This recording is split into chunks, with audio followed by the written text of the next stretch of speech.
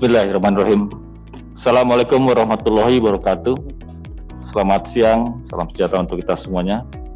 Pimpinan Badan Anggaran dan anggota Badan Anggaran baik secara fisik dan virtual yang saya hormati, Pak Febrio, BUMN dan pemerintah yang saya hormati. Saya sedikit menyimak, tapi lebih banyak tidak menyimaknya tausiah dari Pak Eki. Saya yakin isinya menarik. Pemerintah ini kan bukan baru sekarang, 76 tahun lah ya kalau dari Indonesia merdeka. Dan seterusnya tahun-tahun ke depan kita berharap negara ini tetap ada, masih menjadi negara Republik Indonesia. Negara maju itu ya negara yang tumbuh, negara yang bertumbuh, pembangunannya, sejahtera rakyatnya, lingkungannya juga berkelanjutan untuk anak cucu kita. Saya relatif muda, jadi saya juga tidak hanya Pak Eriko Sutarduga yang berkepentingan untuk anak cucu kita, tapi ya saya sendiri. Saya memiliki mimpi Indonesia ini survive. Sedikit kurang beruntung kita ini, negara kita negara yang berkembang, flower country katanya, tapi kena pandemi pula gitu. Jadi serba sulit 2 tahun ini. Ini pembiayaan dari tahun kedua kan setelah pandemi. Jujur ya, kita semua ingin presiden kita ini banyak gunting pita, terus berlanjut. Apalagi kalau yang digunting itu pita-pitanya ya yang berkaitan dengan program prioritas. Ya tidak hanya jembatan Merah Putih di Ambon, tapi ya kalau bisa kereta cepat selesai. Tadi sudah banyak yang menyampaikan. Saya pernah nengok ke sana juga Pak, sebagai anggota Komisi 6, melihat perkembangan kereta cepat Jakarta-Bandung ya. Kalau itu bisa jadi, walaupun masih banyak pro kontranya, tapi saya yakin masyarakat juga akan senang. Ataupun Trans Sumatera yang tadi disampaikan oleh kawan-kawan semuanya, karena itu pasti melintasi dari berbagai macam provinsi dan kabupaten kota. Saya juga bermimpi ya, sebagai anggota DPR RI mewakili Jawa Timur, Dapil Jatim 7, ada satu jalan lintas selatan Pak, JLS di kawasan Trenggalek menuju Kediri sana yang juga hingga hari ini belum jelas pembiayaannya dan belum tuntas. Saya yakin dari proses keberlanjutan itu kan juga harus dipikirkan dari waktu ke waktu.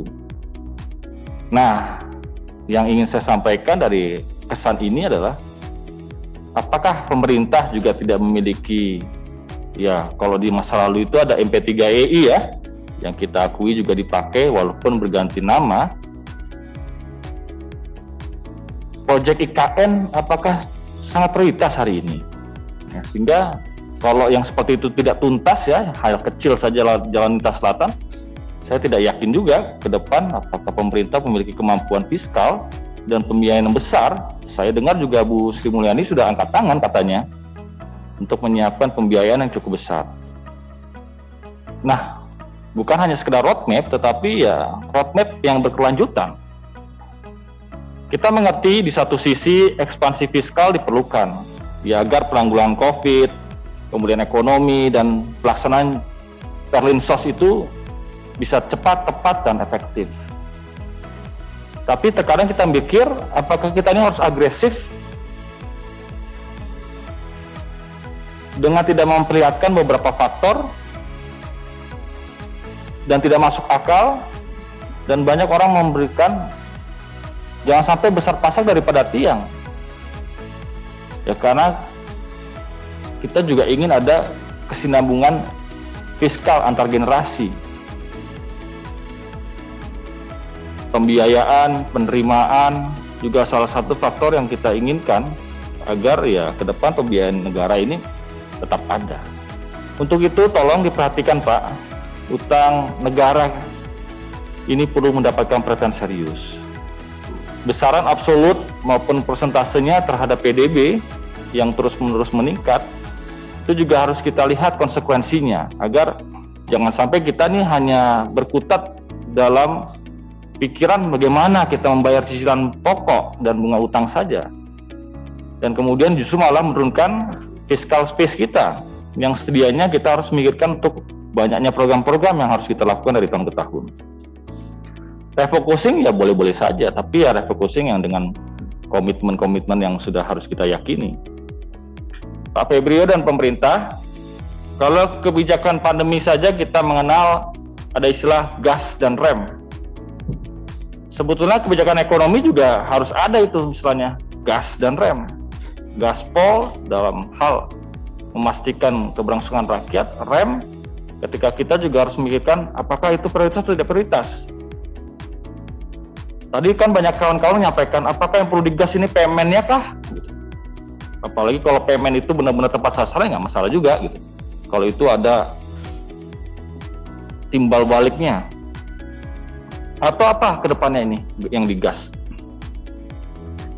Sehingga kita juga ingin memerlukan ekspansi fiskal yang sesuai, yang akhirnya dapat tidak mempersulit penurunan defisit di tahun 2022-2023. Yang pertama, sumber utang. Seberapa besar sih Pak potensi SBN Rupiah dan Falas untuk memberikan penerimaan pemerintah melalui penerbitan surat utang? Karena langkah kehati-hatian, prudence yang telah diambil pemerintah untuk menjamin peningkatan atau peringkat kredit Indonesia tidak turun secara drastis akibat dari pinjaman luar negeri yang tinggi. Yang pertama. Yang kedua, kredit ekspor. Pasar komoditas Indonesia mana yang mendapatkan fasilitas kredit ekspor? Seberapa besar sih fasilitas kredit ekspor yang dapat dimanfaatkan oleh Indonesia untuk membantu pembiayaan defisit RAPBN tahun anggaran 2022. Yang ketiga, ini mengenai karbon kredit Pak. Saya nggak tahu apakah sudah diangkat tadi. Ini saya hanya mengingat pernyataan dari Kementerian Lingkungan Hidup ya. Pada tahun 2020 dikatakan bahwa Indonesia ini memiliki potensi pendapatan sebesar 350 triliun rupiah. Seberapa besar sih fasilitas perdagangan emisi karbon atau carbon trading yang telah dimanfaatkan untuk membantu membiayai defisit RAPBN tahun anggaran 2020 ini?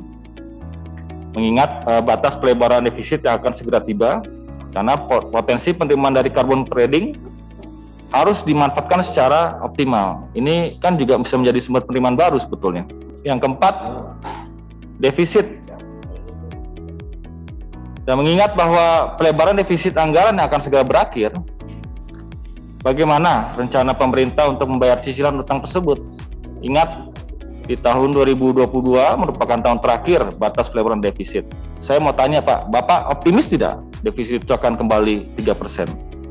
Kalau yakin dan optimis, ya insya Allah kita bisa sesuai dengan undang-undang yang berlaku.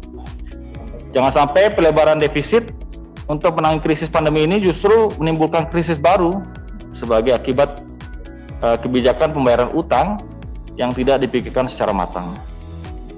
Karena dari berbagai kebijakan defisit dan pembiayaan yang dicanangkan dalam RAPBN tahun 2022, ini kebijakan apa saja yang merupakan kebijakan inovasi atau terobosan langkah-langkah baru extraordinary yang diambilkan dari berdasarkan pelajaran krisis pandemi COVID-19 tahun 2020-2021. Dan kebijakan apa saja yang bisa menjadi kebijakan lanjutan dari program tahun sebelumnya.